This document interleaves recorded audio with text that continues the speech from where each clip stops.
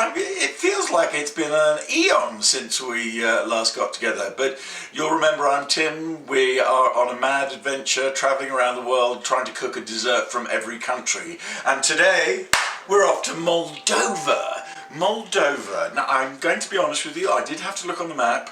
Moldova, I thought, was maybe part of the former Yugoslav Republic, but it's not. It's part of the former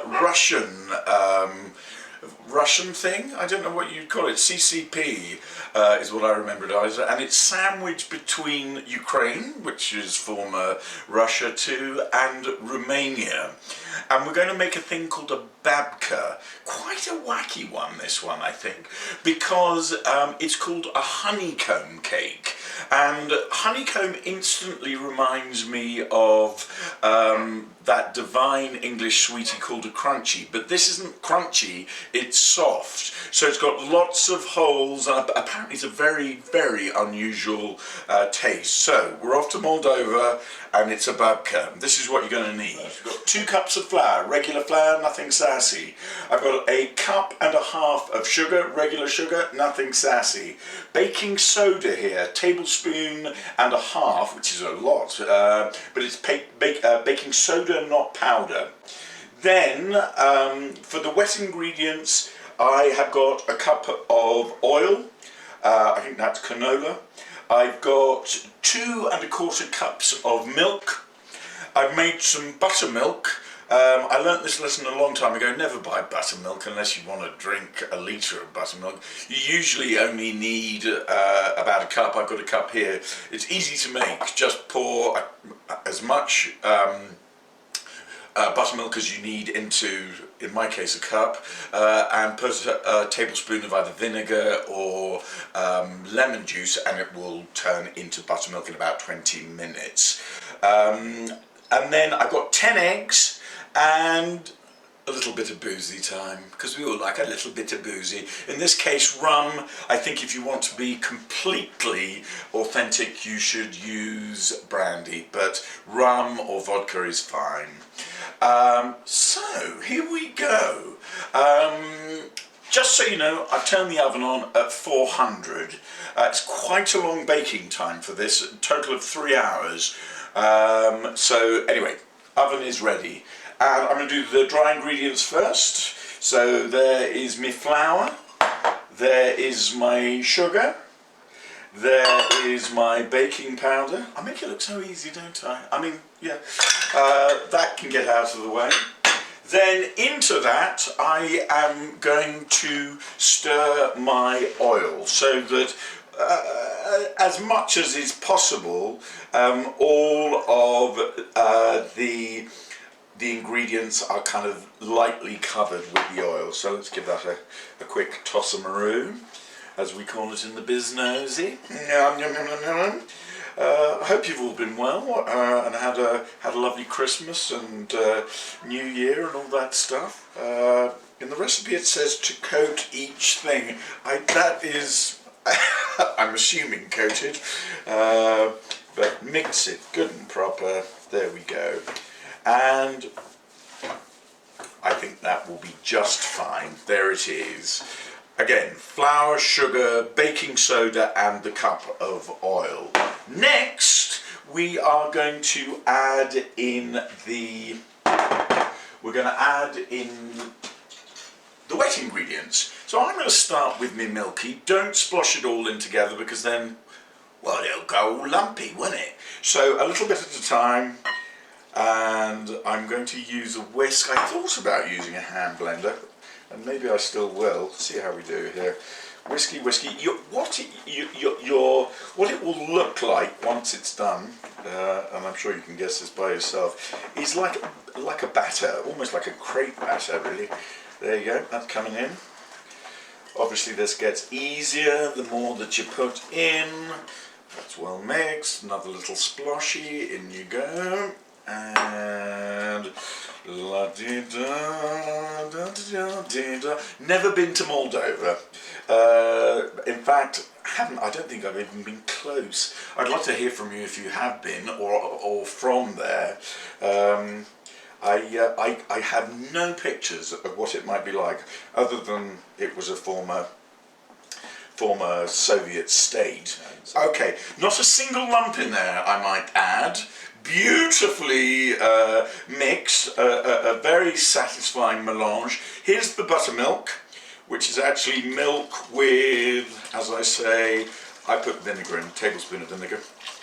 Okay, that I think is looking good. Next, we are going to whip up, let's get you out of the way, we're going to whip up our eggs. 10 of these puppies we need. So a nice jolt of protein we'll have in this cake, so you can't say it's unhealthy. So I've used a whisk there, so I'm going to get another whisk. Oh, it's me whopper. And give these, you're going to want to give these a, until they start foaming. I'm cheating a bit here. I don't know why I'm doing it this way. The bowl isn't quite big enough to get it, well, I guess it is. But give it a good whiskey until it starts to foam. You know what I mean? You know the foamy eggs? Yeah? Oh yeah, oh yeah. This is unorthodox, so I will expect comments. What are you doing? Did you learn to cook yesterday? Sometimes, particularly this dish, I actually learned today. This then goes into the batter, and we give that a good stir. See, I can do it in this one, do you see? I've got the whisking motion. I know what I'm doing-ish. Okay, so there it is. Now that, mesdames, messieurs, is basically it. Ooh. I forgot my little bit of brandy, and I wouldn't have remembered if it didn't make itself available to me there. Did you see how I did that? Hello, don't forget me. I'm the Rumbaba. So, I'm going to put a couple of tablespoons of this in. I'm not going to measure it, I'm just going to splosh it in. A bit more. There you go, that'll do. A little bit for cook, you know, keep him happy. Let's get that in. And that now is it. What you're going to need, it's not exactly a specialised bit of gear, but you are, apparently this is best cooked in a Dutch oven. So that you get that nice even heat all the way around, because it's in the oven for 3 hours, which is a lot of cooking. What I've done in here is I put some parchment paper on the bottom, and then I've oiled around the edges. And all I'm going to do, give it one last whiskey, is I'm going to splosh that in. There it goes. Ooh, look at you. Ooh, you're a lot bigger than I thought you'd be. I have a little alien chip in there, so out you come.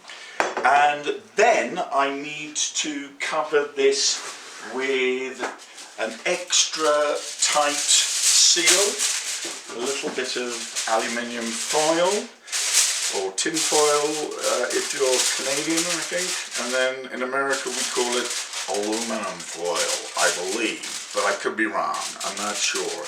It's my really crappy American accent, you know. My students always want me to speak American. Mister, can you speak with an American accent? And I do it and they'll laugh crazily. Okay, put that on top. Now, this trick here is don't open the oven and don't take anything off through this whole process. It's got to keep everything inside. And just to give it an extra special seal, I'm pushing it down so there's no way anything can get in there. Okay, so I'm going to put this in the oven for an hour and a half at 400, and then after an hour and a half I'm going to turn it down to 200 and let it cook for another hour and a half.